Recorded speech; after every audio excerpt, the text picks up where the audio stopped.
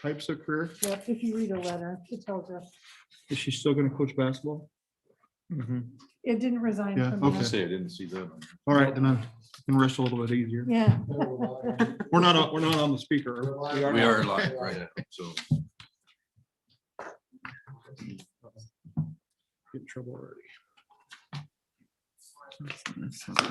all right, it is 5:30 on April 15th, 2021. For the Southeast Polk School Board meeting. And I get call this meeting to order and roll call.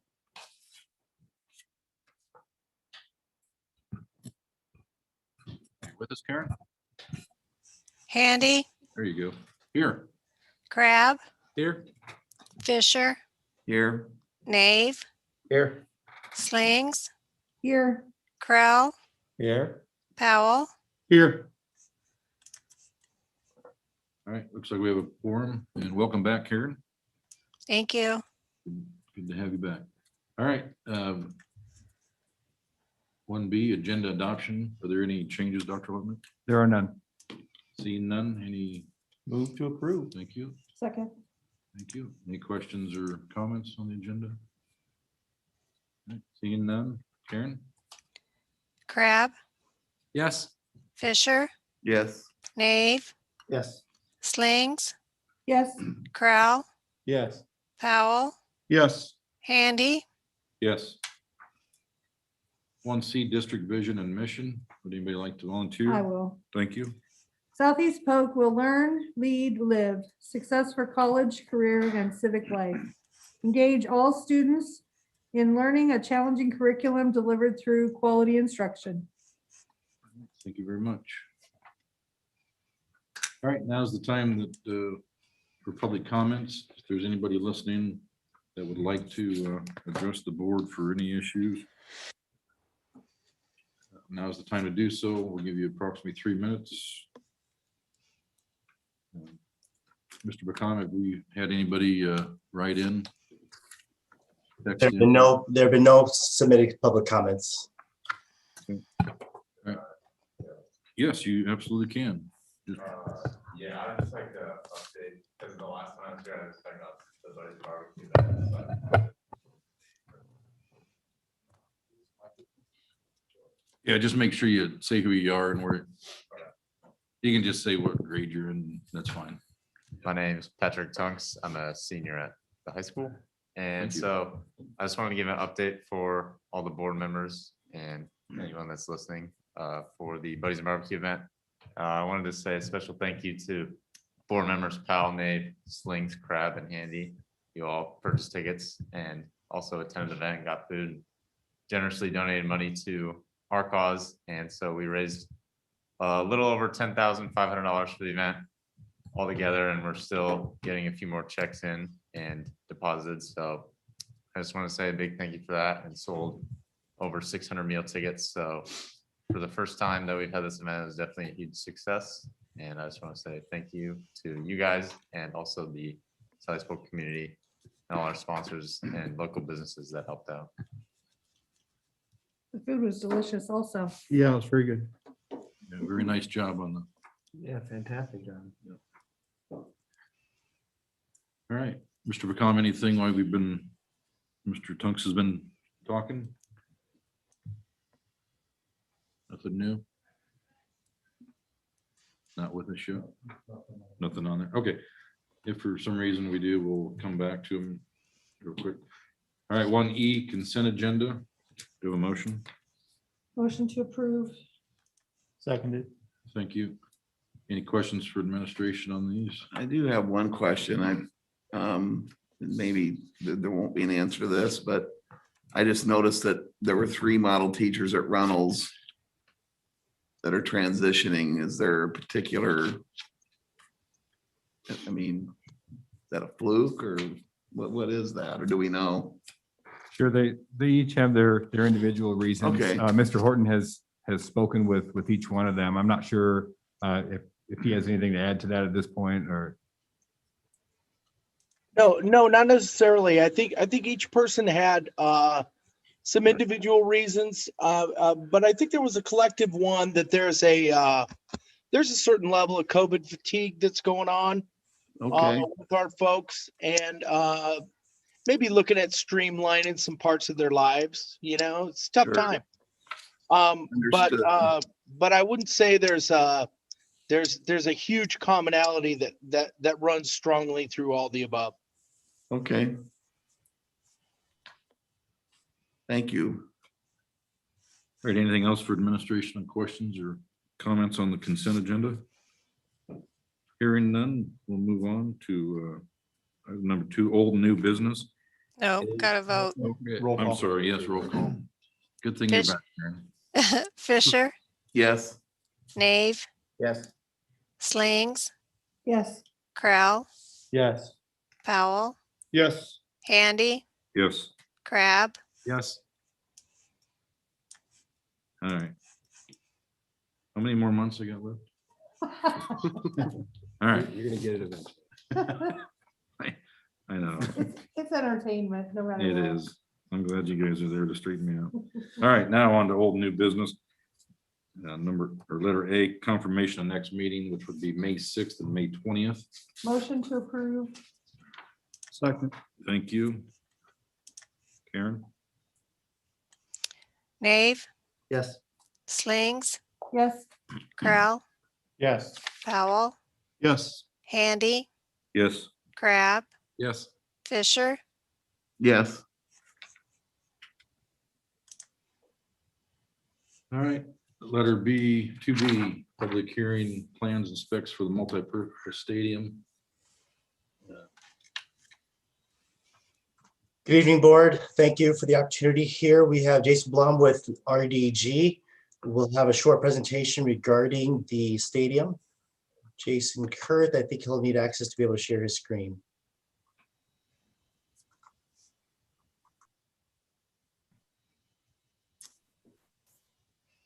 Can you all see that okay? Yep. Yes. Awesome. Well, thank you, Kevin. Thank you, members of the board. My name is Jason Bloom. I'm with RDG Planning and Design. I'm here tonight to provide an overview of the stadium design and answer any questions that you might have. So jumping right into it here, as it relates to the overview of the design, as many of you know, the new stadium is located to the southwest of the high school building, south of Martha Miller Drive, located within the existing cross-country course. The design really is taking advantage of the existing parking around the existing high school, and we're utilizing all of that parking, and we're providing some level of new parking southwest of Martha Miller Drive, kind of for daily convenience around the stadium. And we've got about 130 stalls located to the north and to the west of the stadium. Zooming in a little bit closer, you can start to see a little bit more detail. You can start to see the underpass that we're providing underneath Martha Miller Drive to provide for safe pedestrian and spectator access, and from a daily use standpoint for students and coaches to get from the high school building over to the stadium. You'll enter through the underpass on the southwest side of Martha Miller Drive at an entry plaza in this location here, and you'll arrive at the facility's main entry on the northeast portion of the stadium. Once you get to that main entry, you arrive at a 2-level building. The upper level is the main entry gate, the ticketing space, booster space, and some restroom buildings on the north side. And that's that dark band of building right here. That's the upper level. The lower level of that north building serves the students' locker room facility. It provides space for some equipment storage, band storage. It's got a training space in it and a coach's office. One of the unique things is once you arrive through the main entry gate, and we'll see some 3D perspective images here in a bit, you actually arrive on the roof of the first level before you go to your respective home side or visiting side areas. On the west side, the home side, and the home side situated on the west so that the spectators can look away from a setting sun. The west side provides 5,000 bleacher seats. It's a mid-load bleacher system, which means it's really set up really nicely for ADA access. So once the spectators go around the west side. They would go underneath the lower deck, and then they would look down onto the field in the lower deck. So you're about 16 feet above field level on that west side. The west side also serves concessions and restrooms. It's got a family restroom on the west side. We also have a family restroom that's both ADA compliant on the visitors side as well. So the facility works really nicely with ADA. Also on the west side is an elevator access to provide access to the press box above. On the west side, on the east side, the visitors side, we've got a 1,200 bleacher seats and also concessions and restrooms on that side as well. Looking at the field, we've got a standard IAAF track, 8 lanes with synthetic track surfacing. And the infield, the multi-use field in the track is a synthetic turf system. Got long jump situated south of the track, and we've got our new discus and shot put throwing sectors to the east of the track. And we've got a couple pockets of stormwater detention to comply with the requirements of the city. And with that, we've reorganized the existing cross-country route to go around the new stadium. And there's some really new exciting ways that the cross-country course interact with the woodland area on the west side. Looking at some of the 3-dimensional imagery here, if I can click my screen, okay, here. If we're kind of over by the high school here at the parking lot, we're kind of hovering above the circulation pattern, looking back towards the stadium to the southwest here. You can start to see the underpass under Martha Miller, and in the background here, you can start to see the main entry sequence at the entry plaza on the northeast side of the stadium. This image here gets us down to the street level at the high school parking lot area on the south side of the parking lot before we head down some stairs to get to the underpass. There's also ADA access near the high school that you wouldn't need to navigate any stairs. So you've got that nice access as well. Make your way through the underpass and you can start to see the stadium emerge a little bit more clearly. You've got the entry plaza here with some Southeast Polk Rams logos and an existing Ram statue that we're going to be utilizing in the entry plaza as well, kind of as a nice focal point and terminus as you kind of as your view kind of gets framed out through that underpass. Once you make your way through ticketing, this is an image of folks standing on top of that roof deck above that lower level. You can start to see the track about 15, 16 feet below that roof deck on the left-hand side, and on the right-hand side, the entry gates over here. Make your way around to an elevator to get to field level in this location here.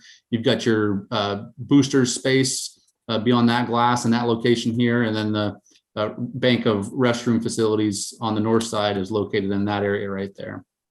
Working our way further towards the west side, this is a view from the west, the home concourse area. So you can see above on the screen here is the upper deck, and you would make your way down to the lower deck. So again, you're making your way from that main entry. You're at the same elevation all the way around here until you get to this area here. You're not navigating any stairs or ramps to get to that elevation right there.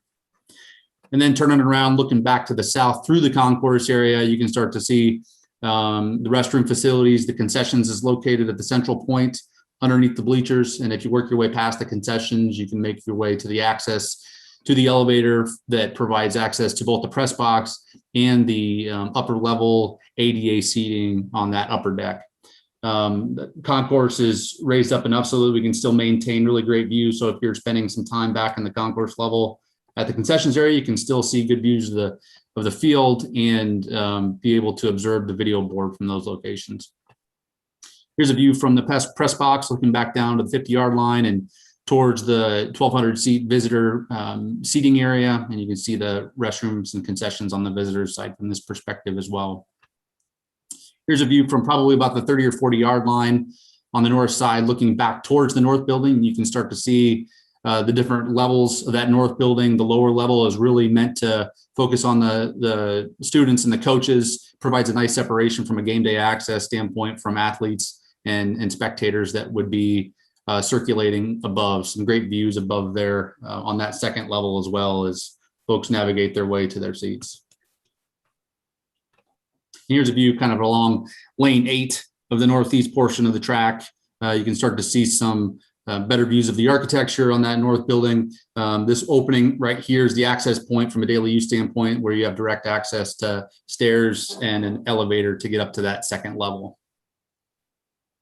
And here's a view from one of the locker room facilities, split in a way that allows for really good flexibility here, a coiling door that can go down to allow for different uses, different teams, things like that, but just trying to provide for some flexibility in uses and different teams. And then just kind of zooming back out for a couple more slides here. This is an image from the southwest looking back towards the northeast, back towards the high school. Start to see some different elements. And then the last perspective image that we have here is a view from the southeast, looking back towards the northwest. Kind of you can get a good view here of the throwing area for track, and a good view of the home bleacher seating on the west side of the site. So that's kind of a quick summary of the design, and then a quick summary of the costs. Going through the whole design process and coming up with a bid estimate, an estimated bid of 20.2 million. And then we're carrying a 5% construction contingency at 1 million. And the soft cost, the design fees, the direct owner fees, finishes and equipment, and other items at 1.5 million for a total project cost of 22.7 million. So with that, I can open it up for any questions you may have. Is the maintenance building still off to the southwest side? No, Lori, that's a good question. So this is a bit of an old rendering. We've been working on our technical construction documents. So this maintenance building is still in the project, and we've moved it up in this location right here. And then this might be, the next question is for outside costs. Like Kevin, have you set aside funds for necessary equipment? And specifically, I'm thinking, soccer, nets and hurdles and. Yes, right now we have earmarked dollar amounts, but as we continue to develop those costs, I'm working with Jason Campbell, Activities Director, to get a rollout of what all those costs might be encompassing. So we have those all. Have two facilities, Excuse me? to have two facilities. Correct. Okay. How many seats was our old stadium? For the home side. 5,000. No, that he wants the old Oh, the old stadium. one. Oh,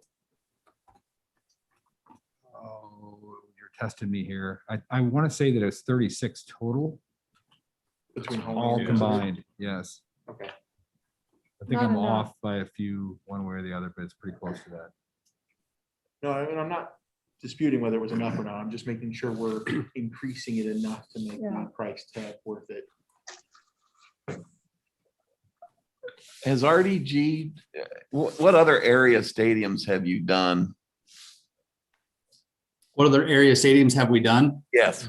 We did Valley Stadium, and then we've done Linn-Mar Stadium as well, and we're currently working on the DMPS Stadium at Drake. Oh, okay. The seating at Valley. Yeah, Valley's bigger than Well, this. but Valley was done early 2000s. Yeah, long time ago. Valley was done. Valley was around, I think that's around 8,000 seats. Okay. Is that combined or just for the home? No, that's combined. Yeah. Linn-Mar, I think that was around 7,000, 7,500, something like that. So we'd be short of what Linn-Mar had.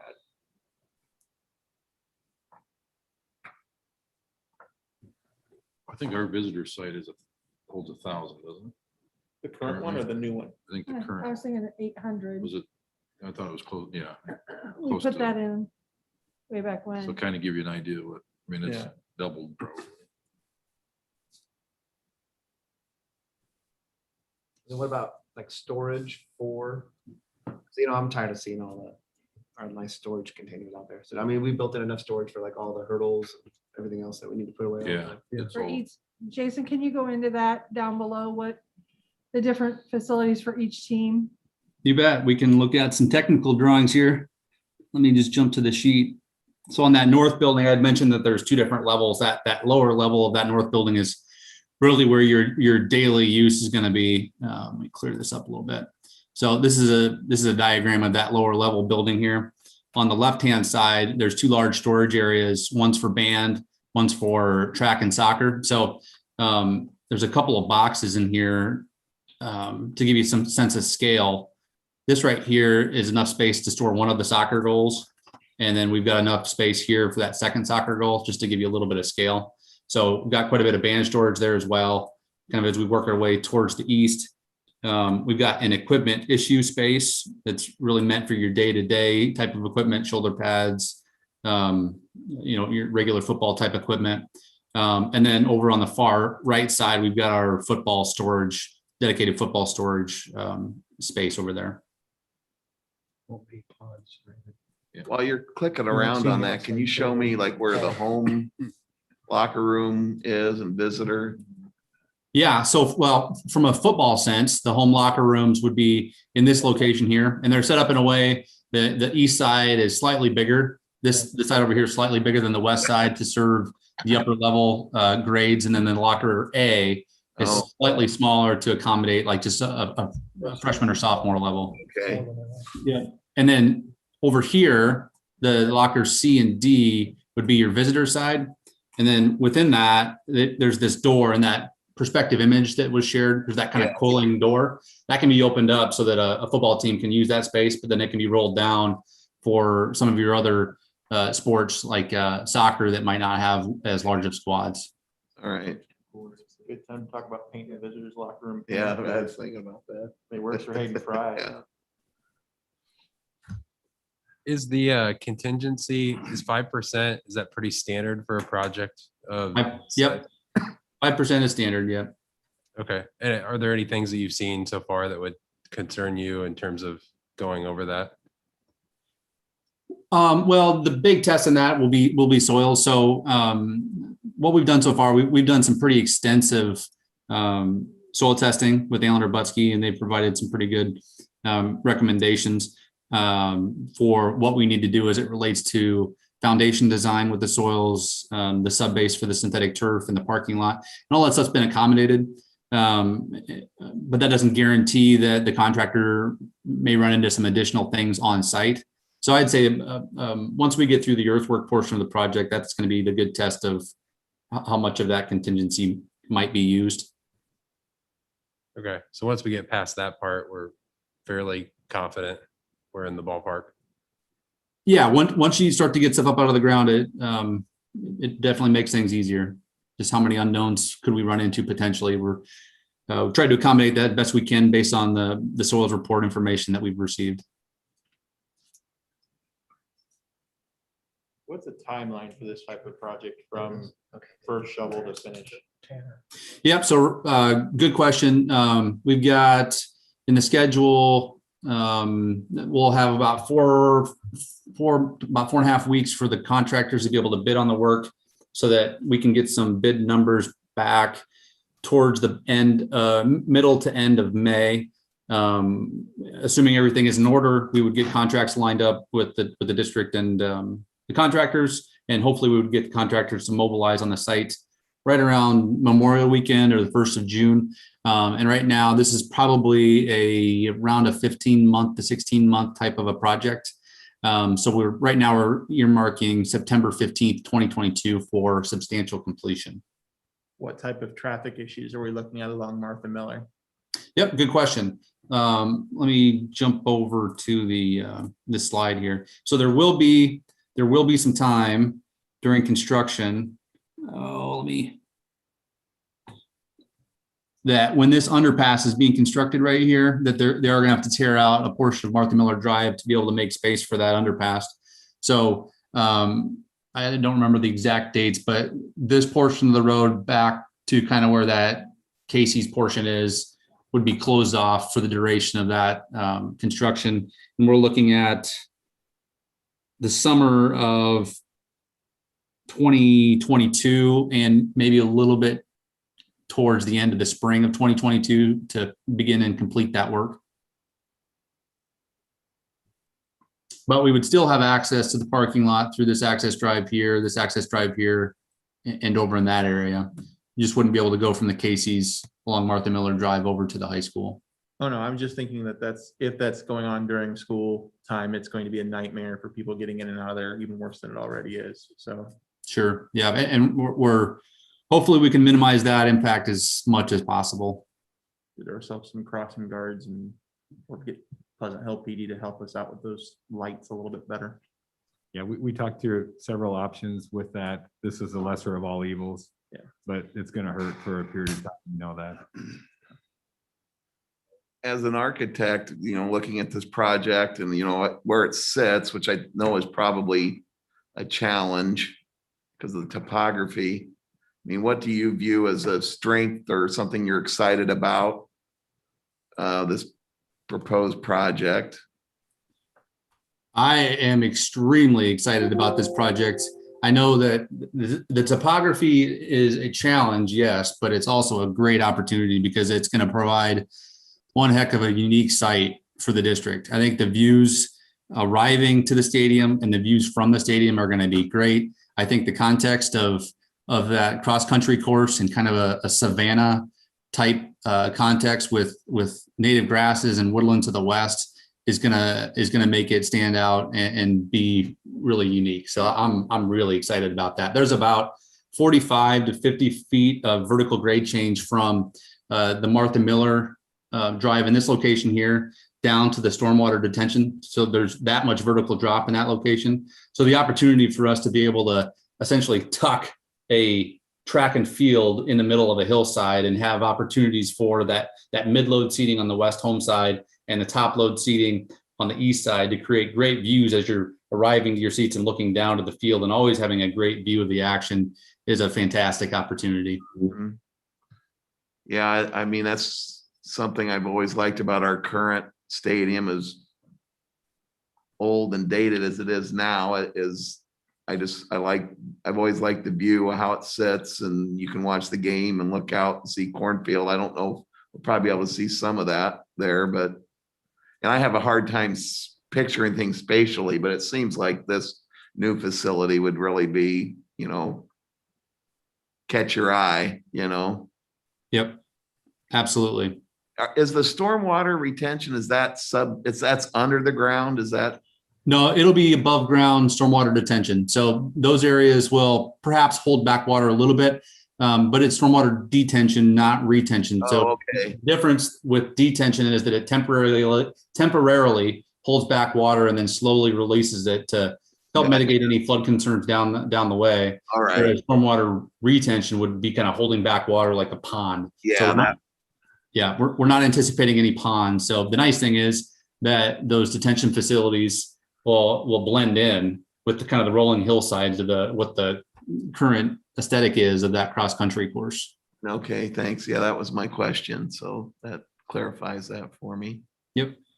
The grassy area is inside the stadium on basically the four corners, northeast, southeast, northwest, southwest. Yep. What's the slope look like for those? So those slopes are about a 3-to-1, which is a mowable turf, but that there, a portion of this port here, and then this over here would be 3-to-1 slope. So it's kind of a bowl feel. It's not as steep as, like the Jack Trice Stadium corners used to be. Those are straight up. But similar type concept, if you will. And right now we've got kind of some looped chains in the design that go on the interior of these sidewalks with the idea to kind of prevent people from going down them, kind of controlling some of the age groups that like to wander off during games. I have a question. Jason, what's the impact on the current cross-country facilities? How long will they feel the impact of the construction and the changes before they can be up and running again on their track? You bet. That's another great question. So what we've done is that we are hoping that the contractors, so one of the first things that's going to be able to happen is a lot of the earthwork and earth moving on the project and the utility installation. So a lot of the cross-country course that's going to have to be realigned. So most of this portion of the cross-country course is new. We've got that new fire lane in. So some of this is going to be new as well. We're hoping that the contractor can get that graded out and reseeded by later this fall, hopefully in September. So what that would enable us to do is to get a year of growth going on the new cross-country course, so that hopefully by the fall of 2022, we're back on that, and that can be opened up right along with the stadium.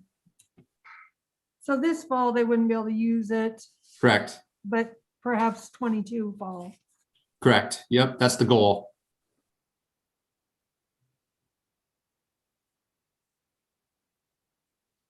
Jason, this is Rick Powell. I just want to say you and your company's done a tremendous job. And this is the third time I've been through a stadium build or something similar to this. And this is just tremendous. And Lori, thanks for all your hard work over the years and your input on this committee. You've thought of things I should have, but I never did. And I don't know if Steve Pettit's listening, but Dr. Alupny, you just allowed user groups to give input, which is very current. You know, you thought of everything. And I'm not saying this won't have, when it's finished, that, oh, I wish we would have done this. There probably will be, but it just looks tremendous. And what we're gaining, and nobody's really maybe thinking in this terms, is we're gaining at one heck of a junior high facility. When we move to this one and they get to have that to themselves, they have a high school complex, which will be a junior high facility, and we'll have 2 tracks instead of 1. And there's so many positives besides the looks. PE, for PE, they can walk across the parking lot now to an activity spot versus where it used to take, I don't know, 12 minutes to get over to the one behind the junior high. It's now just 3 minutes or whatever. You know, it's just, there's so many things and way overdue. And thank you, Lori, for keeping on this and fighting for, and all of you that helped pass the bond issue. And I'm just thrilled as a board member to even be associated with this. Talking about those things we wish we had, I just mentioned to Gary, I swear at one point in time, we talked about having grass area for some type of, like, I don't want to say picnic seating, but having that as an alternative as well for like extra overflow. I swear we had that at one point in time, that's something we discussed. Would be a nice thing about having it in that sloped area. But it sounds like that those are going to be too sloped to be usable in that regard. Are you talking about these? I'm sorry. Yes. Yep. Yep. They're definitely, they definitely have the ability to sit on them. And you could certainly open it up. I think that there was a low level of concern as it relates to observation and monitoring. Just like that was state sensitive. Yeah. Crowd control, Adam. And Yeah. Well, that's why you got a fence around it. So a huge football game, like a playoff game, it could be like Jack Trice where people sit there, right? In my opinion, yeah, I think that would be a great opportunity. If you were going to expect 10,000, Yeah. I think some metros, events do get around 10,000. Right. So Plus you have that patio above on the south end with the fence over, it's one tier up, but I'm assuming a huge game, there would be people standing up there watching, and our on the north. attendance capacity could really be up there pretty high. Yep. Yeah, some great flexibility with those berms. Yeah. That's just, the more I look at it, I'm just awed. Sorry, what do you think, Patrick? Look, yeah, go ahead. Sorry, no, you had a question. Well, I was thinking, are we calling it a multi-purpose facility, which it is. And I go to nearly all the football games. I love them. But one thing that I've always envied some of these other schools that have these band competitions. Yes. Now, will we be able to, the idea, I would think we'll be able to host some of that now with this Sure hope so. facility. Absolutely. Yeah, absolutely. Just the student perspective, I know you're graduating, so you won't get to experience this as a student, but what do you think of this from the student? I think this is really quite incredible. I think it definitely puts our school on another tier. Even this parking could be used as overflow parking for daily use for high school students. I know that's always a concern just because the parking lot gets so full. But they just walk under the tunnel and back over.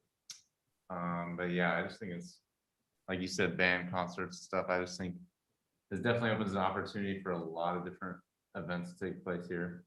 A lot bigger track events and track Yeah. meets can take place, and yeah, it's pretty cool. How much of that contingency, Lori, are we gonna have to spend changing that ram to your statue?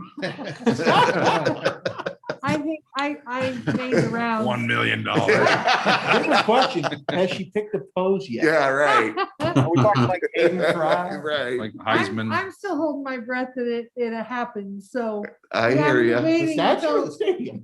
when the bids and everything. Yeah, oh, well, that's the question I had. What? Yeah, I'll be curious as to your answer. What kind of bidding environment are we entering? Jason, I can answer that. Oh, okay. Uh-oh. We've seen some projects come over. We've seen some projects recently come under within the metro area in Iowa. So in reality, we don't know what that bidding environment is, but I can tell you that the committees with this have worked alongside RDG and administration to value engineer or cut those things, reduce things that weren't needed, reduce things that were structurally were still sound, but made those reductions in a way that we could do this project for the dollar amount that you're seeing here. Even with that said, we threw conservative numbers out here to ensure that when you see a number that comes back from bid, that it's nothing that's going to surprise you based on what we're estimating these costs at. So the bid environment now for supplies, things of that nature, it's not a great environment to put this to put the stadium through, but we still believe that we can do what we can do with the stadium within the dollars of which you've shown here at $22.7 million total. So Gary, my answer is, Yeah, I hear you. I think we did cuts 2 or 3 meetings of cutting stuff, so. No, I'm sure. And that's, and I think we're dealing with cuts that were made on the high school now. It's like, gosh, why didn't we do, but Yeah, I it's- still have you only regret. have so much money at the time. You're trying to do the best you can, Yeah. but Yeah, I agree on that too. So her There's one statue- big one that I mention every time. yes, I know exactly what you're talking about. Yep. You're right. All right, any other questions for Jason on this project? Just thank you. Yeah, thank you, Yeah, Jason. thanks for all your hard work. Fantastic. Yeah, I appreciate it, guys. And it's been a really great process. The core committee, Dirk and Kevin have been great leaders for this project. So I'm just excited to be a part of it. So thank you. President Handy, we'll need a motion on the resolution, please. What? Say that again, Kevin. We'll need a motion on the resolution. Do we want to open the board, the So- hearing first, though? Oh, I'm sorry. Yes. Yes. We want, yeah, so. Finally, I had something straight. Thank you, Kevin. He's just making you think you're straight. Oh, Megan, yeah, okay. Thanks, Kevin. All right, we're gonna go ahead and, if there's no other questions for, on that, we'll go ahead and then open the public hearing to receive comments on the stadium project. It is 6:07 PM. Mr. Bacon, have we had any written comments or anybody? We since- have No? We have now, we had an email to Mr. Campbell, our activities director, regarding ADA compliance issues, but I think that has been answered. That was prior to the meeting. Okay.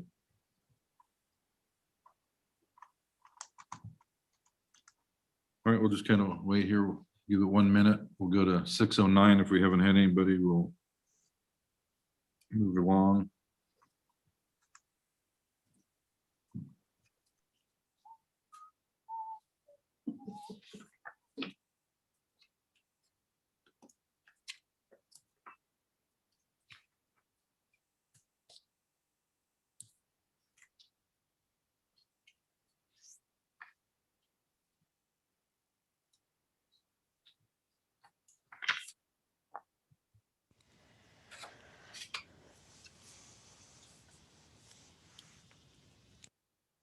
All right, it's 6:09.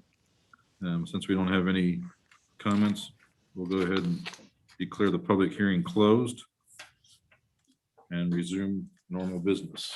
All right, so now we need roll call, right? I believe so. We're not approving anything, are we? The resolution language in there. Yeah, we're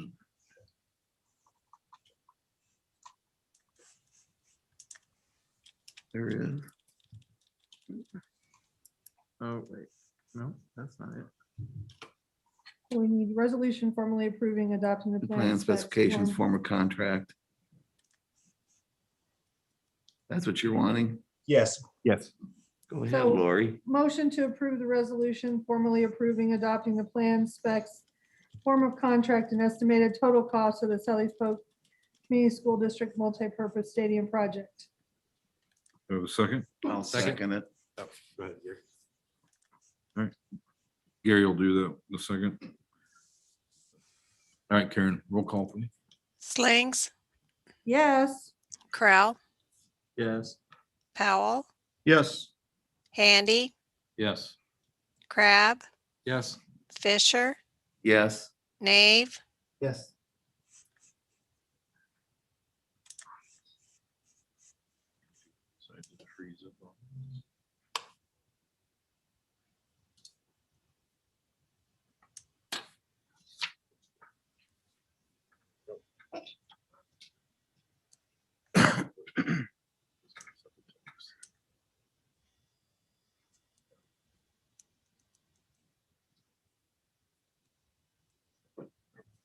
So now we need the public hearing for the budget amendment. All right. Yeah, sorry, my computer froze on my computer. So 2C, we're gonna set the public hearing for the budget amendment Dirk to the rescue. fiscal year 2021. Oh, that doesn't have the date on it though. Looks like we're gonna set it for May 31st. May 20th. Oh, for May 20th. Oh, bottom. okay. Yes, May 20th. That's what I was looking for. Thank you. Do I have a So moved. motion? So Oh, moved. Yeah, How about a second? second. Thank you. Karen? Crowell, Yes. Powell, Yes. Handy, Yes. Crab, Yes. Fisher, Yes. Nave, Yes. Slings, Yes. All right, moving on to 2D, Phase 2 Classified Staffing Plan that was presented to us last meeting. Do a motion? Motion to approve phase 2 classified staffing plan. I'll second that. Any questions for staff on this? Okay, hearing none. Karen? Powell, Yes. Handy, Yes? Crab, Yes. Fisher, Yes. Nave, Yes. Slings, Yes. Crowell, Yes. All right, 2F, I'm sorry, 2E, Junior Graduates. Do a motion? Motion to approve junior graduates. Let a second. anyone? Second. Thank you. Any questions for this? Did all of these students meet the requirements? Yes. Thank you. Anything else? Hearing none. Karen? Handy, Yes. Crab, Yes. Fisher, Yes. Nave, Yes. Slings, Yes. Crowell, Yes. Powell, Yes. 2G, this is the Southeast Polk auction. It's going to be online and in person this year. Jump to, Oh, sorry, gosh. 2F. This is the 2021-22 student fees. Have a motion. Motion to approve. the change Second. in fees. Thank you, Laura. Thank you, Rick. Any questions for staff? Hearing none. Karen? Crab, Yes. Fisher, yes. Nave, Yes. Slings, Yes. Crowell, Yes.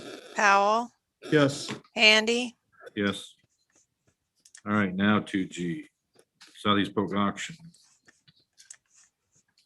Do the motion.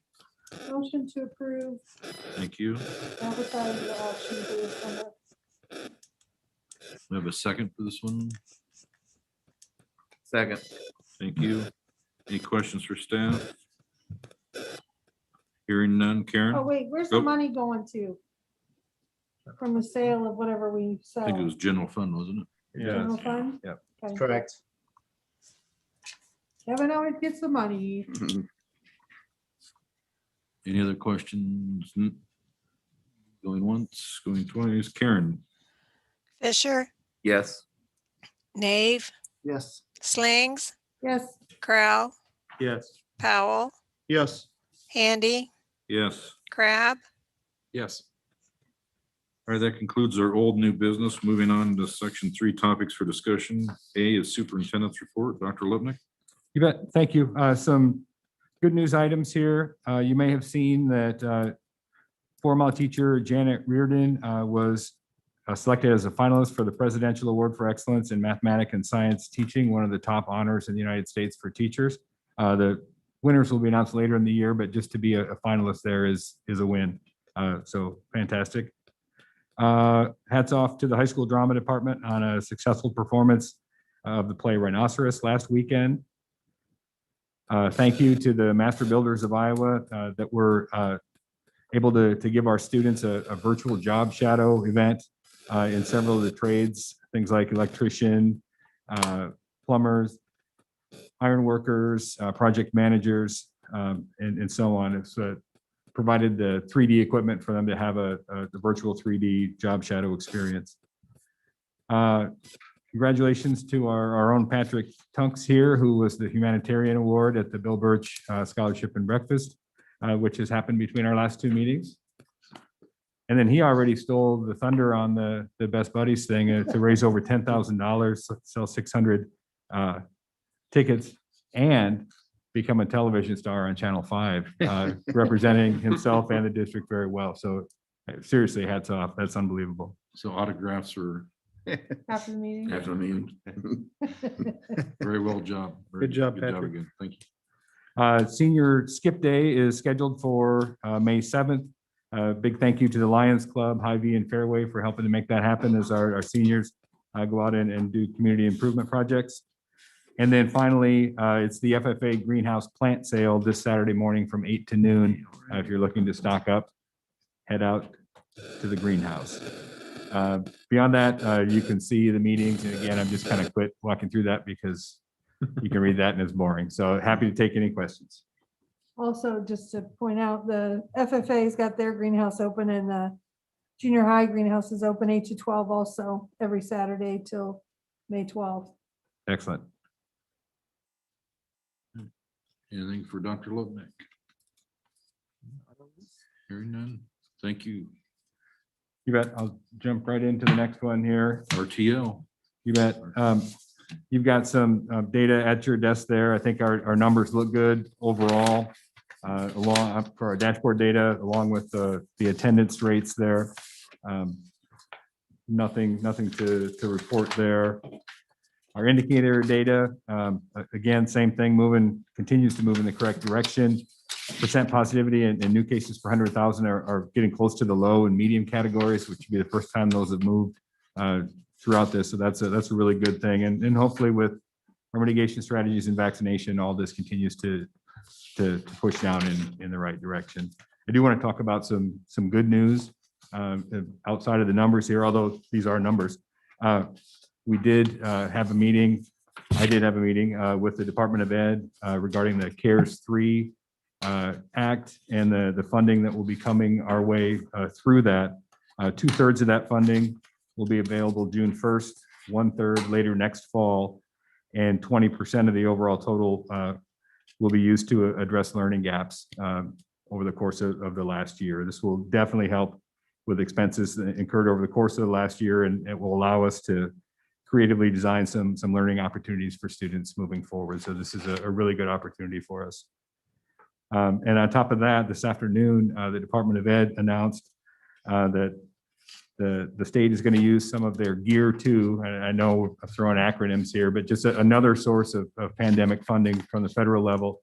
They're going to open up $9 million in competitive grants to PK-12s for mental health services. And so we don't know details of any of that yet. They just said that's how they're going to use the money. As that becomes a little bit more fleshed out and defined, we'll be able to figure out how and what we'll go after as far as those grants are concerned. So good news on that front. On the first part of money, do you know that dollar amount yet? Yeah, just under $4 million. So the it's district? significant money. Yep. Yep. For gap education, right, funding? For 20% of that has to be, yes. Okay. Yep. All right, any questions on RTL? I assume, and I'm just gonna nip this in the bud because it's been in the news. We're going to follow the CDC guidelines regarding masks. We're not gonna start to remove that mandate anytime soon unless the CDC dictates. That would be my recommendation, definitely, because the quarantine rules have not changed. If we change the rules there, we'd be quarantining hundreds of kids, entire classes when that did happen. And I don't think, we want to keep kids in school. I know some of the smaller districts around the state have started to move that way, but we're just too big to do that, so. All right. Hearing no other questions, move on to City of Altoona development updates. I think we got some guests. Yeah, thank you, board. Thank you, President. Excuse me, President Handy. Being led in the room here is Chad Quick, the city planner for the City of Altoona, and John Shaw, the community development director. Give you a little update about the City of Altoona developments and also specifically give you some updates regarding our Pinkerton property, which is housing our middle school site. I'm going to share the screen in which we'll have our map up. Please let me know if you can see that. Yep. Thank you. Welcome, Chad and John. Nice to see you both. There you go. Okay. Welcome back to the City Hall. I know. I haven't- Yeah. They're slumming today. So I all been busy. I've been kind of sneaking around, looking at, through the different offices. I see you guys made lots of improvements. We'll trade Looks you. great. We'll trade you. Straight up right now. You want to come back? No, thank you. No, That was a one-way ticket out that back door. thank Anyway, John Shaw, Community Development Director for City of Altoona, also with me is Chad Quick, the city planner. I think what we'd like to do is just kind of have a discussion a little bit about not only what's been going on with Altoona growth wise, but also, obviously you as the school district have a lot of plans in place as far as, accommodating your growth. In particular, a 6th, 7th grade middle school that you're looking to site very close to our city limits. And I think we'd like to take this opportunity to kind of talk about that property, talking about the development of that property for your facility, and kind of everything that's kind of going on with that and the processes, and just kind of giving you a lay of the land. In particular, everyone's pretty familiar with Altoona, and generally our residential growth directions of Altoona is to the east and to the south. Right now, we're in the process of updating our comprehensive plan, and we're putting a lot of emphasis on the eastern vision of our community and what that looks like and everything. Before we've already been diligently working, over probably the last 15 years, putting infrastructure in place for the growth. So we've been planning and building it. We've got sewer in the area, water capacity, and what have you. And we've been slowly growing into the eastern regions of Altoona, going past Northeast 80th. But anyway, as far as our growth is and what you're looking at here for the Pinkerton property, which is just adjacent to the Samwise Youth Complex. Right now, currently, if you can see, looking at that diagram, I'm not sure you can see if you have drawings, but the yellow, you see like a yellow boundary line there. That's the actual corporate limits of Altoona currently. So the Pinkerton property is actually bounded on 3.5 sides of the property right now. It's currently technically outside our corporate limits, but it's definitely within our growth area. In fact, our growth area, as we're planning beyond Northeast 96th. That is the area which we have sanitary sewer capabilities. So, this is well within the reaches of our normal considered growth right now. Looking at this property, given its current condition, where it's technically situated in outside our corporate limits in Polk County, process we need to do is we need to annex the property in. We do have sanitary sewer and water services available. With this type of use, during the a school, especially of this magnitude, one of the things we have to do is do a traffic engineering study. Which we've already had, actually, we had a great conversation with your staff and representatives as far as the architecture and engineering firms already kind of underway, thinking about these and working on the site. So we've had these conversations, sanitary sewer very close, obviously can conserve the property, as well as water. We talked about the access points, and then, kind of where those would generally have to be located at. There are some tricky things we need to work around, like the access on 8th Street. We'd probably have to look at trying to mirror it up with the Falcon Ridge access or 10th Avenue. And mirror it up right across the street from that. What that would do is we'd have to look at how that need to be accommodated through part of the Samwise Park. So there's gonna be some things to change around there. The good news is that right now there's a very small little baseball diamond there. But in the actual plans for the expansion of Samwise, it's actually a parking lot expansion. So we're anticipating that's going away anyway, and then access will be at that location. So that looks good, fits in. Anyway, we talked about the timing. We know the goal is that you're looking at having this building online for the fall of 2023, correct? And talk a little bit about the timeline, what that'll take, when you need to get started. The one thing with the situation in this property, what we would encourage to do is probably work closely with Polk County and kind of have like a parallel approval process, as well as then also working on the annexation process at the same time. Because one thing as far as our utilities, water and sewer, you have to be inside the city limits to hook onto those. And that's not only city of Altoona regulations, but it's also the WRA regulations as far as wastewater, because we're the entity that has agreements with the WRA as far as processing and stuff. Polk County does not have services through them. So that's something that we'll have to take care of right away. But anyway, the process, to kind of streamline that and to keep on the schedule, we encourage that we'd probably work together, have a parallel approval process, which we've done with other properties, as far as like the Townsend Senior Center. We did it like that, and also golf course and improvements we're doing there. So what we need to do is be a rezoning and site plan for the property, work through the site plan with the Polk County. Then we could also work through any 2080 agreements in the interim with the county while we're going through, if need be, if we have to go through, while we're going through the annexation process. With the annexation process, it'll have to be an 80-20 annexation where a minimum of 80% of the property will be voluntary.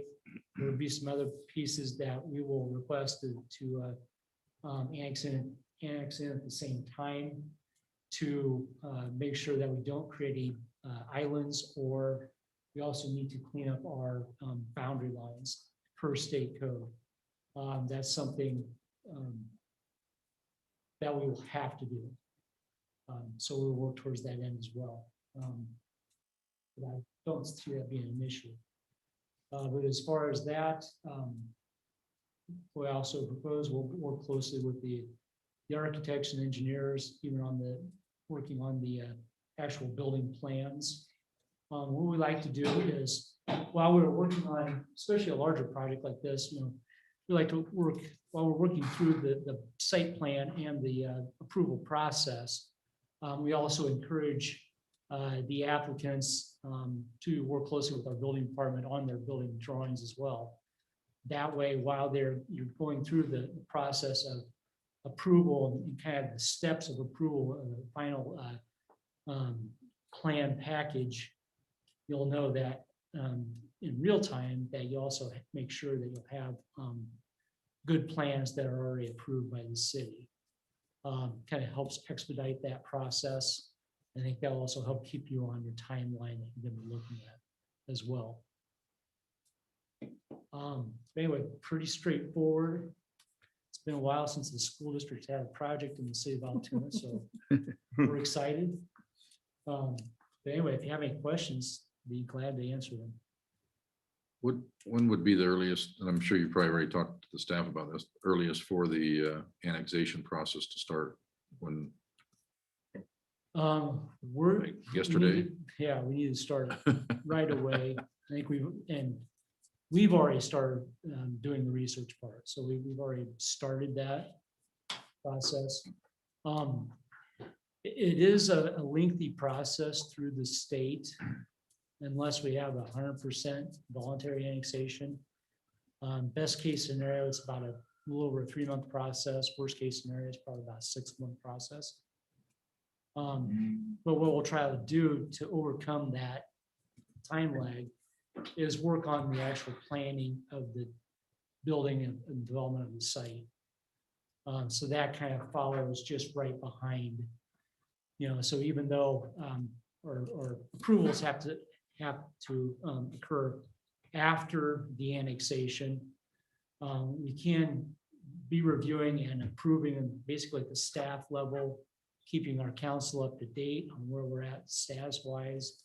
And then also the school district can be working and having like a site plan approved through the county as well.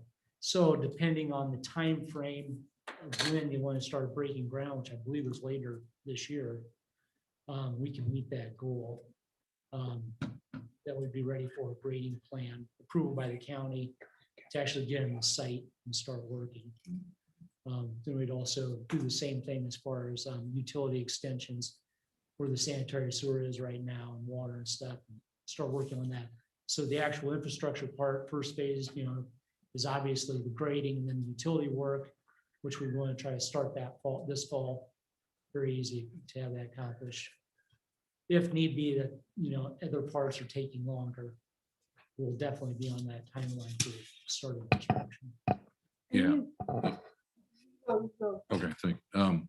So I guess without the annexation, basically what I'm hearing you say is that either way, we have to go through the city and the county because of the 2-mile radius of the city limits. So that's not really, that doesn't change anything whether we're in the county or the city, correct? Right. We still have to have everything dual approved.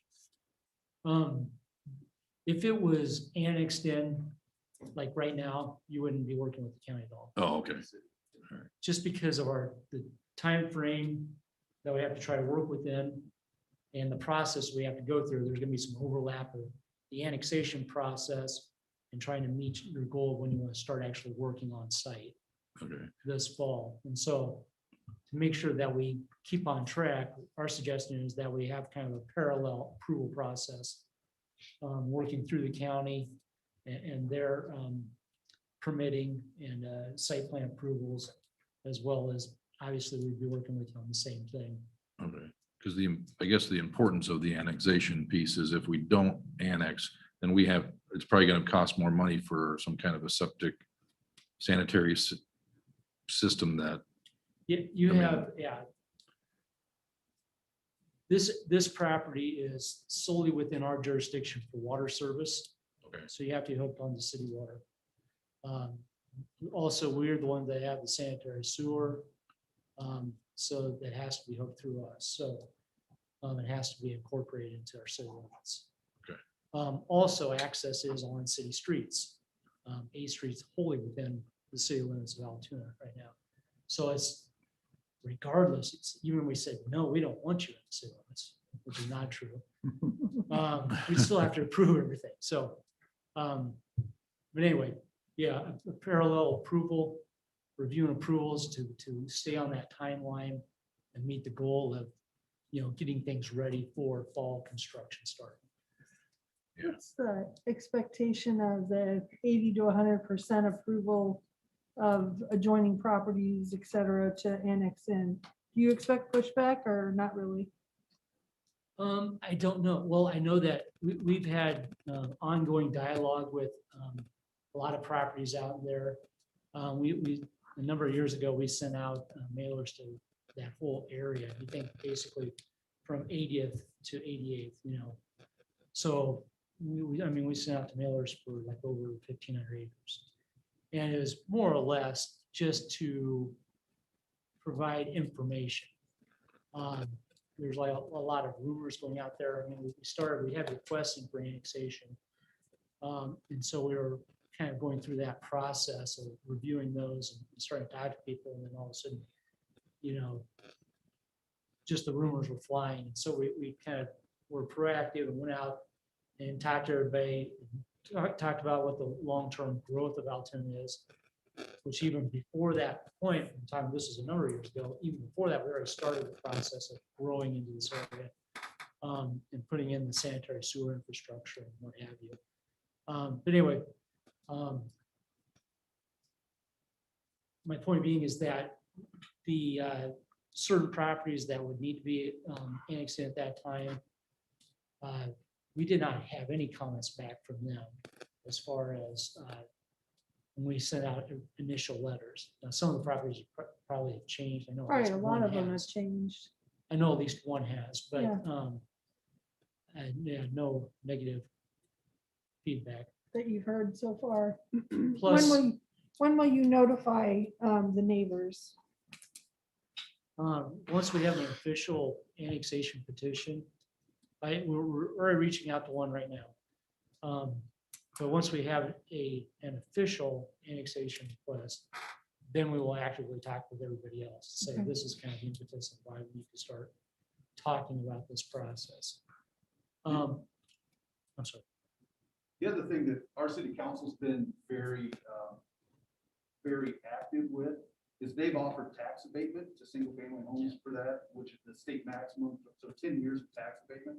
They've also waived the water and sewer connection fees, if and when they connect to the city water and city sanitary sewer system. So that's one thing Altoona's done that I guess we hear at the state level that doesn't happen very much. So it's, you know, a lot of people don't necessarily want to be annexed, but at least it does ease that transition. Right. So Yeah, well, when we say tax abatement, it's the city portion of the taxes. So Right. it's basically for 10 years, it's a wash. It's like, it's the same tax rate. So virtually. basically you expect this to be completed in 6 months' time range? The annexation. Yeah. The whole process, notifying and agreement and, okay.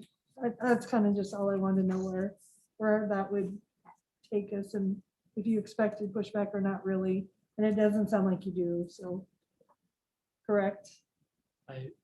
At this point, I understand. But, yeah, I'm not gonna hold most you people to say, it. well, we knew you were coming, just a matter of when. Right. Correct. Kevin, were you the one that had the map up? Yes, Can you put that up? sure can.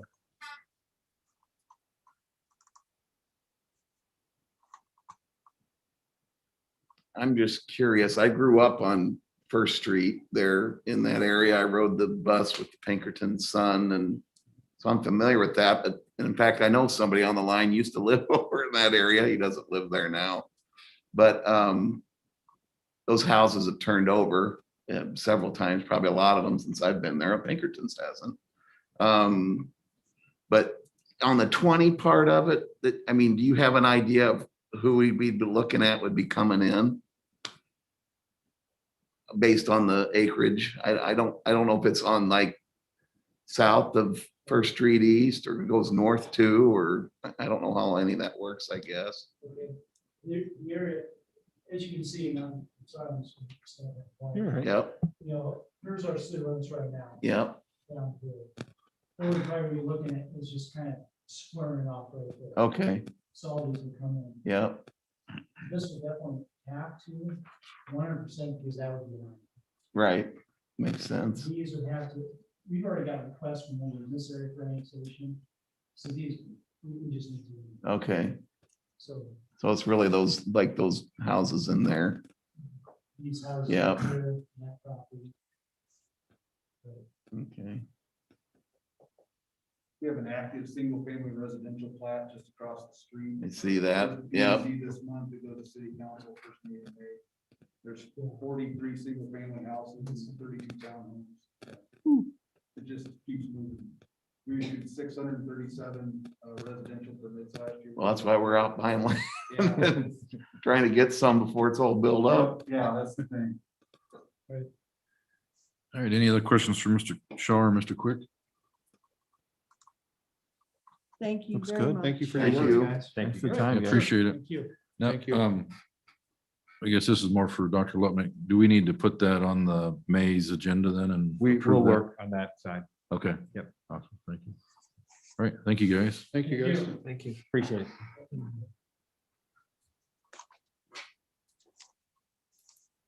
All right, looks like monthly financials, Kevin, you're up. Who said that? Was that Mr. Nave? Yes. This will be about 37 seconds. All right, we're counting. General fund revenues are up 7.3%, mostly CARES funding. So you heard Dr. Lubnick talk about CARES 3. We saw CARES 1 and CARES 2. We sent reimbursements through and we've got about 1.37 million of that money back. There's a little bit left in that. As Dr. Lupton did mention, we have just under $4 million of CARES 3 funding. So we will begin starting to look at those costs and moving our current expenditures to reclassify to CARES 3 funding here shortly. Expenditures are up 6.1%. Wages and benefits in the general fund up 3.8%. All funds revenues up 4.6%. And that's without bond proceeds. Expenditures up 8.7%. And as was passed earlier today with the board meeting was the setting the public hearing for the budget amendment, and that will have to happen. We will have a budget amendment mainly due to the COVID related expenditures and also the additional costs that have incurred because of those. Any questions with the monthly financials? Thank you. Thank you. All right. F, Toad Valley Land Swap. No. Oh, man, I checked the You wrong gotta thing get new off again. glasses. I know, I just got new glasses too, and that's what's, my bifocals go to the next line down. And I'm sticking to that story. It's probably just me. in general. Age. Yeah. Anyway, E, math curriculum adoption. Just Joanne, yeah. Good evening, board. Wanted to give you an update tonight. Like many things last spring that were put on hold, so was our instructional materials adoption cycle. We were on target to adopt secondary math last year, and with the school closure and the suddenness of all that, we did decide to delay that for 1 year. So I'm here tonight with Jane Beecham, who is our pre-K-12 math coordinator. She is going to outline the process that the pilot team went through in making their recommendation. And when she finishes, I'll kind of outline our next steps for moving forward for board approval. So Jane, do you want me to share my screen or do you want to share? You can share it. That would be fine. Okay, I will do that.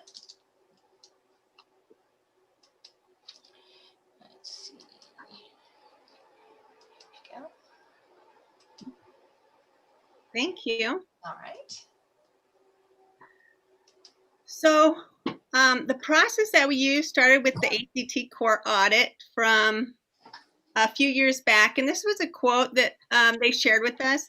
And it's really just saying that it's important that we continue to provide teachers with the resources that they need to be successful in the classroom.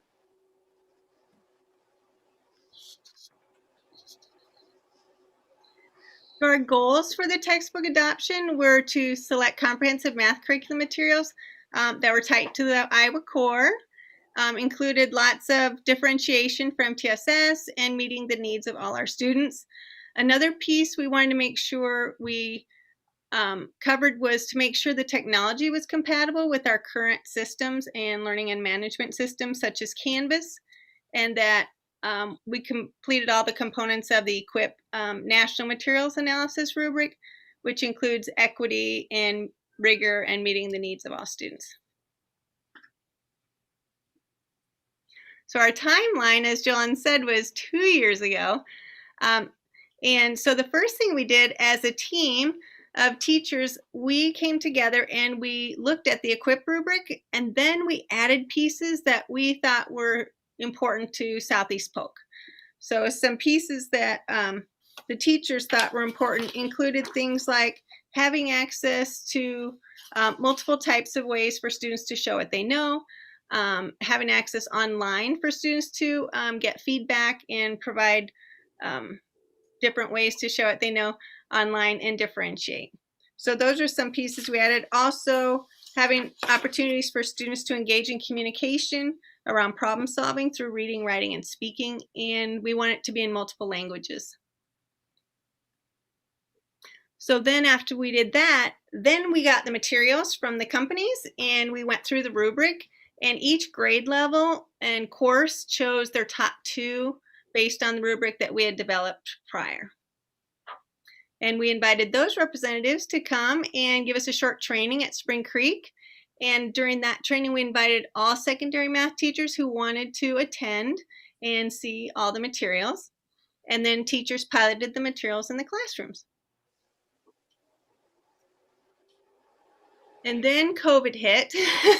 So then the pilot got kind of interrupted. So then at the beginning of this year, we were trying to continue the pilot, but then we were hybrid 1, hybrid 2, everybody home. So the teachers just said, we know what we want. We've piloted, we know what we want. We've gone through the rubric. So the committee members, as you can see, our team was a diverse group of teachers, and it included math teachers, special ed teachers, teachers of English learners, instructional coaches from all 3 of our secondary buildings. So the part that the teachers are most excited about is the adaptive pieces. So for the 6-7 building, that's Learn Smart, it's adaptive review. So if students are missing problems on practice or quizzes, it'll automatically give them those types of problems to practice. And the kids will just keep practicing until they can become proficient. It also helps teachers differentiate so they can have students working at the different levels, enrichment, and then it's available online or offline, and it includes 18 ways that students can show what they know.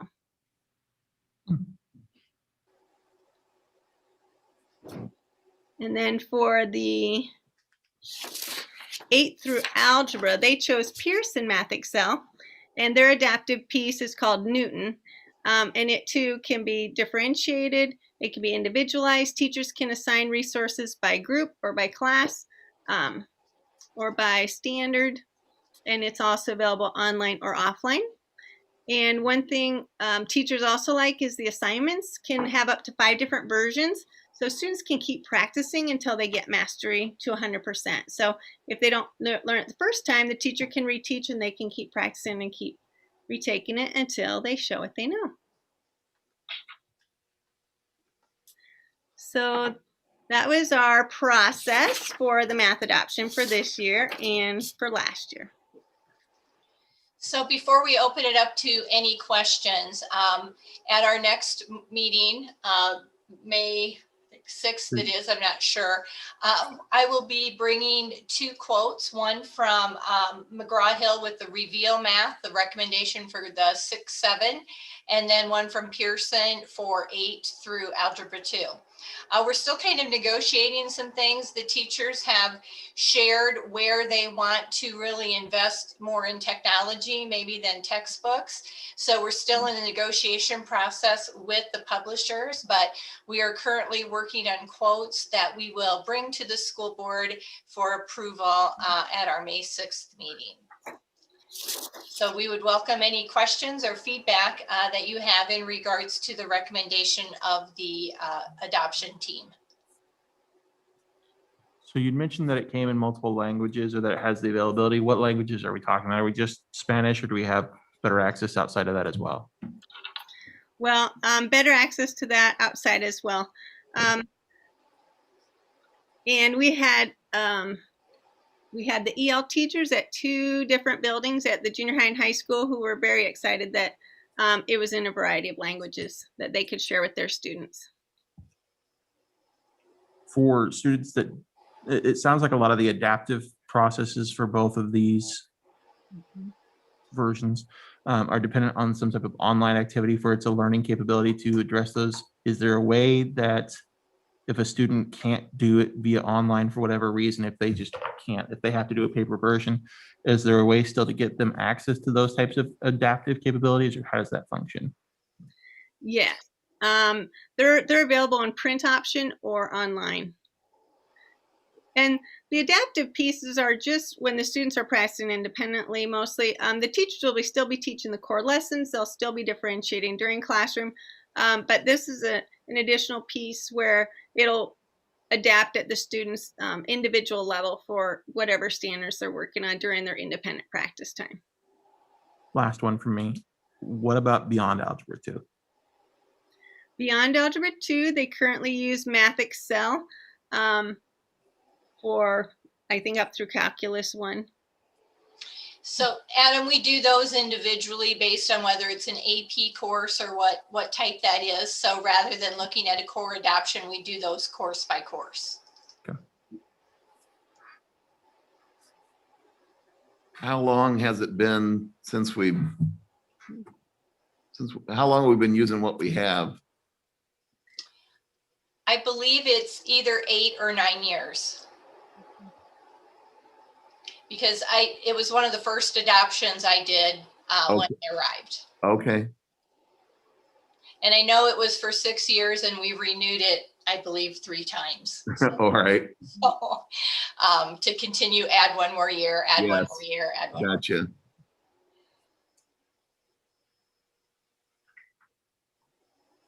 Any other questions? Hearing none. Thank you, ladies. Appreciate it.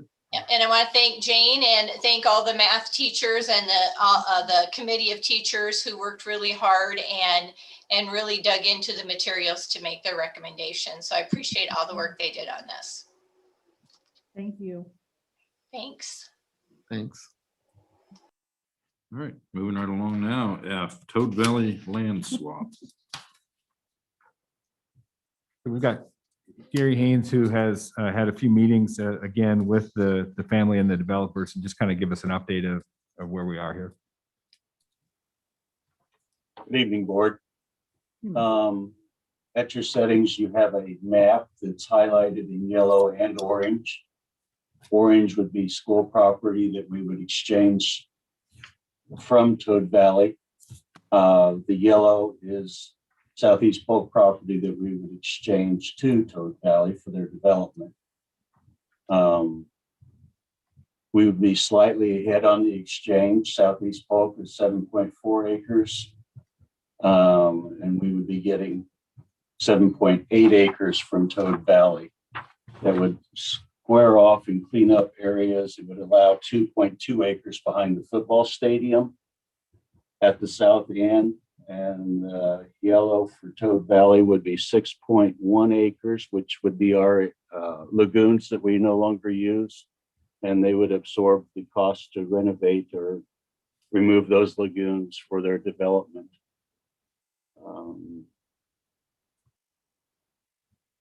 So are there any questions with what you see in front of you? No, When would this take place?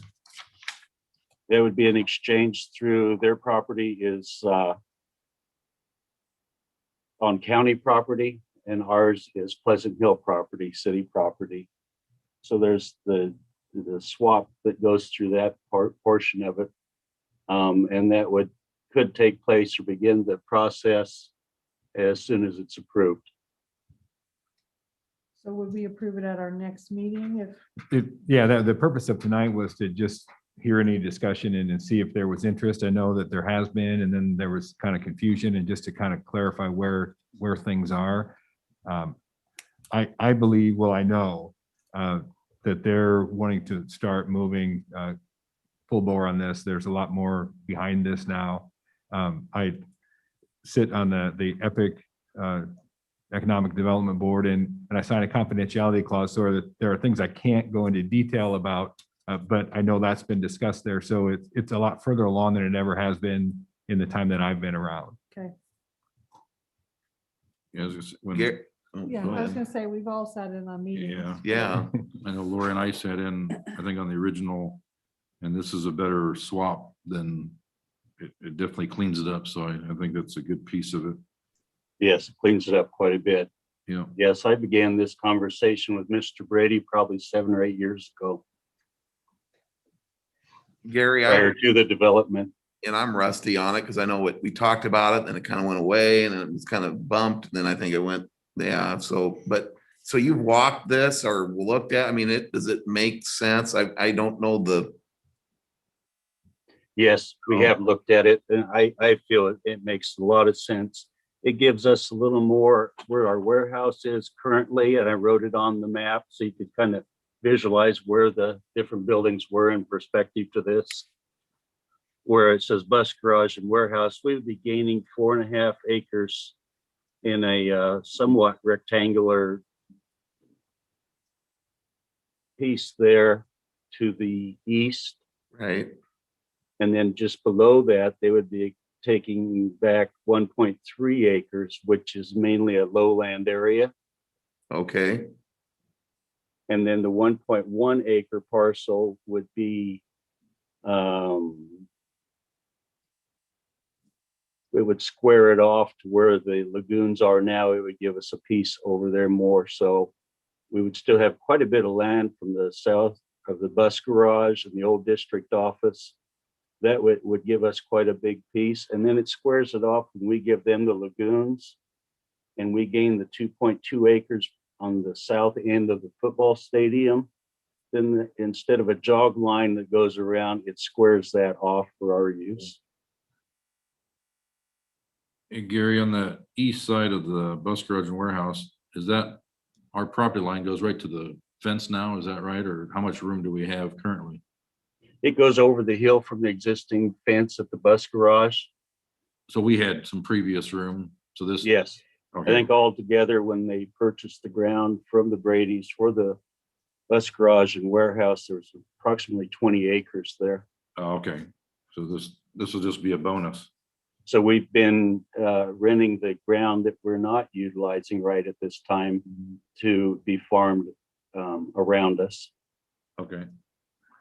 I guess I should have realized that land came from the Brady's. I guess if I knew that, I've forgotten it. That's helpful to know. So why is it they want the lagoon? I don't get that, man.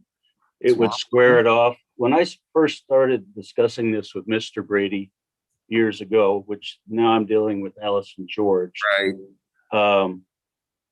At that time, he thought it would be great to have the lagoons for a water source for his golf course.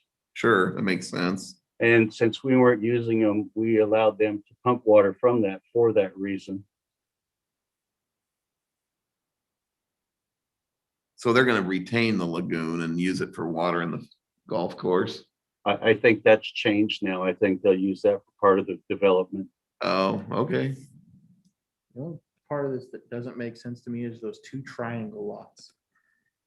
Like, I don't know why that functions that way. Because it seems like it makes it less square by having them. It gives us 1.1 acres more in the orange triangle. The yellow one would be 1.3 acres to them. And then it creates, instead of a jog, it creates a straight line at a diagonal. If you look at their road, Yeah, I think their road has a lot to do with it it too. helps with that road. Yeah. Okay. Yes, it would. Yeah, because I'm looking at the aerial view on it, and I'm just not understanding what was there. What you see on the right, lower right corner would be proposed development streets that they have in mind.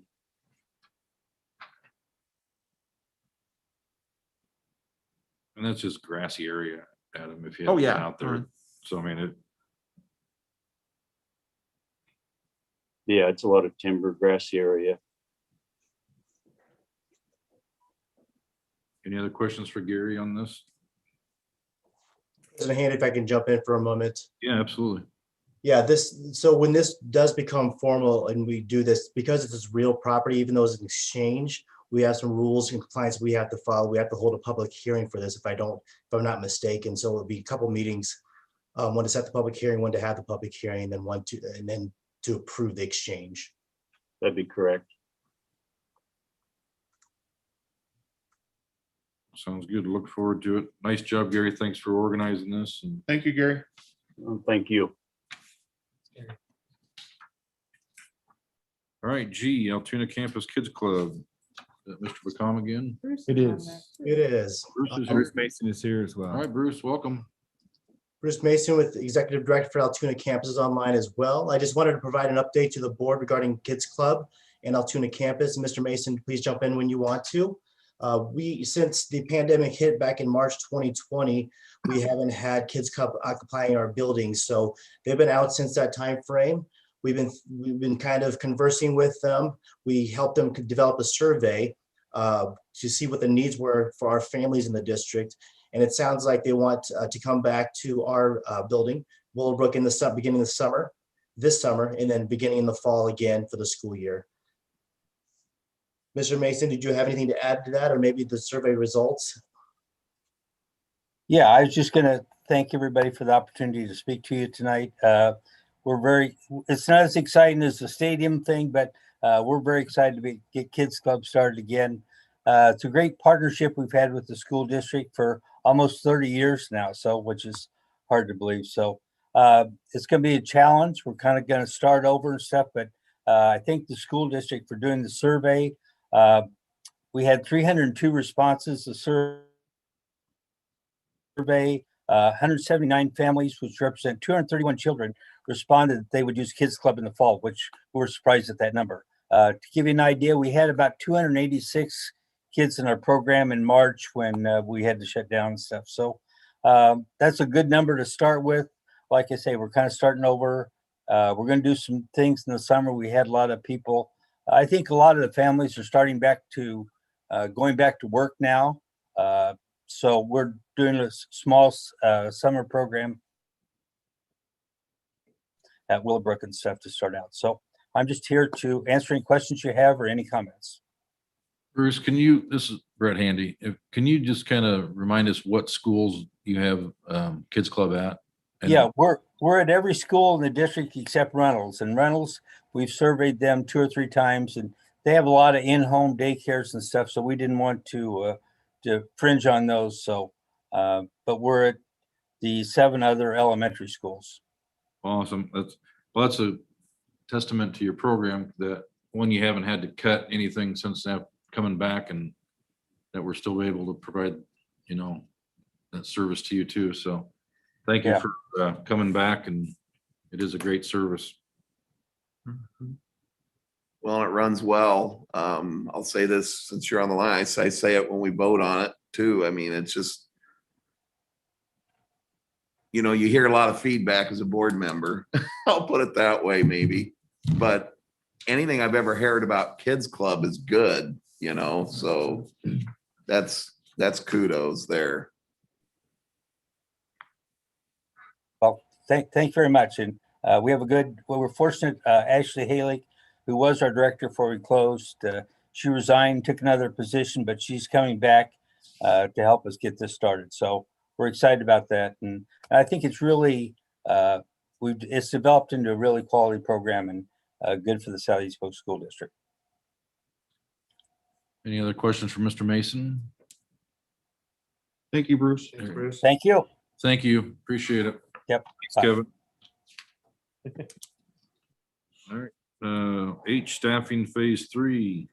Joe just has a very quick update on where we're headed. As we're switching gears here, obviously every year administration, we offer a recommended staffing plan that comes to the board in 3 phases. Phases 1 and 2 you've approved. Thank you very much. I know in speaking for Dr. Belger, I know we're very appreciative of that level of support for sure. So today really marks the beginning of phase 3, which technically in this process is the longest phase, because phase 3 includes both certified and classified employees. And we try to be responsive to increased enrollment scenarios or program or departmental changes. Sometimes it's changes in the law, and other times it's unforeseen circumstances. But obviously phase 3 is going to require a much larger time frame for positions to manifest themselves. And so I would contend that phase 3 and kind of the string of different positions that'll be coming forward would start tonight with this conversation and probably end at the beginning of the school year. So tonight's discussion really involves the curriculum office rebuilding the literacy and learning supports program that they've put together. The idea is, and under the model we have now, we have 2 people who are on 12-month contracts, and there's a cost to those 2 people. And in my conversations with Dr. Latham, she was very clear about what they'd like to do is, instead of having 2 people with longer contracts, how about 3 people with shorter contracts, with the difference being somewhere around $25,000. So the proposal is to have 3 people in these roles on 10-month contracts rather than 2 people in these roles with 12-month contracts. So obviously we've already kind of done the adjustment already with the learning supports position. That person who's currently in that role is retiring at the end of the year, and we've identified the next learning supports coordinator already. That position's been offered and accepted, and it's come through the board as well. And what the curriculum office folks would like to do is bring on 2 10-month positions, one as an elementary literacy coordinator, one as a secondary literacy coordinator, with really no effect to the general fund, to the TLC fund, or any of those those funds that we're guarding a little bit. That the funding and the differential would come from the at-risk and dropout prevention fund. So that really is the only program change that we've identified to this point.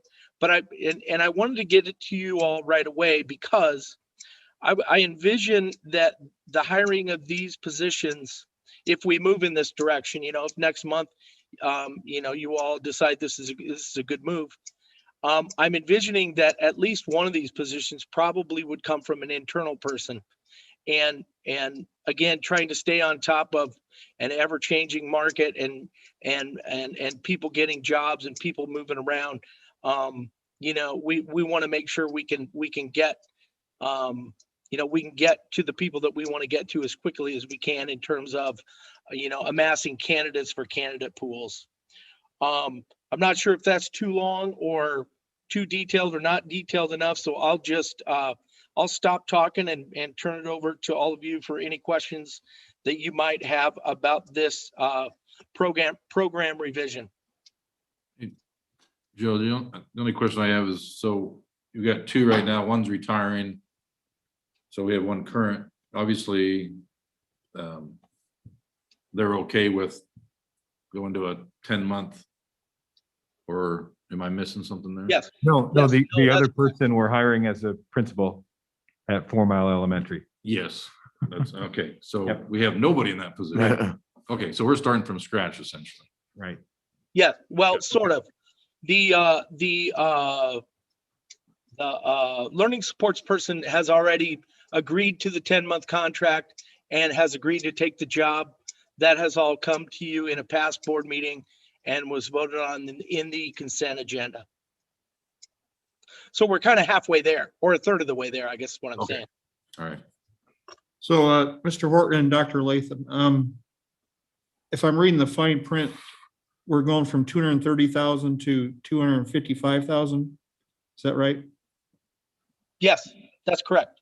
Well, I think that's wonderful, because having 3 people for the 10-month period that our kids are in school is tremendous. To add another person in thinking forward and giving our kids more support, and this at-risk area is so huge. And I just want to commend you guys for doing this, because as we're moving forward, as we're growing as a district, to be thinking ahead like this, I just kudos to you guys. Thank you. Yeah, thanks for the clarification and the reminder. Yeah, it seems creative to me. It shows kind of some out of the box forward thinking. I appreciate it. It's all the things you want to be seeing in an organization. And I think particularly now, I've been harping about behind the scenes about, we need the net for all these kids that are hitting with all this pandemic stuff. And this sounds, what are we doing to try to do that? And here's a very good example. We're for $25,000 more, we're adding a third person basically, right when we need it the most. So I think that's great. Thanks. We've tried to do that with this particular staffing plan, with some considerations for kindergarten in phase 1, some recognizing some needs in transportation in phase 2, and this being kind of the kickoff of phase 3. We feel like those are 3 really good, responsive, and maybe responsible moves to make. And I'd love to say this is my idea, but it wasn't. It was Dr. Latham's. I'd like to thank her. I couldn't agree more. I think this is fabulous. Thank you, Mr. Horton, for sharing that. I just want to add one thing, and we really appreciate the support. As you mentioned, not only with the pandemic and the increased needs, but when the Chapter 62 bill came in for early literacy, that there's been a lot of intensive work to screen and monitor and provide interventions for students before they get to 3rd grade, which is really important. And then at the secondary level, as we give ISASP here in next week, they have to do a lot of reading and writing, even on the math and science subtests. So that secondary person won't just be an English language arts person. They'll be working on literacy with our social studies teachers, our science teachers, our health teachers, anyone who does reading, writing, listening, speaking within their class. That person will be able to provide some additional support. So I appreciate everyone's openness to taking a look at that to provide additional support moving forward. Sounds like it's a good time. So any other questions for? Yeah, just to clarify on the phase 2 on here, it says our SAM at the transportation was general fund, but isn't that part of the at-risk dropout fund? So that's what I said earlier on the one we approved. I think you're right. I think I did see that. At-risk dropout is accounted for in the general fund, but it's not regular program dollars. It's a separate silo categorical funding. Right. Okay. Anything else? Hearing none. Thank you, Mr. Horton. Oh, you're welcome. Thank you, everybody. Thank you, Ms. Latham. All right. Anything else for the good of the cause? Hearing none. Can I get a motion to adjourn? Motion to adjourn.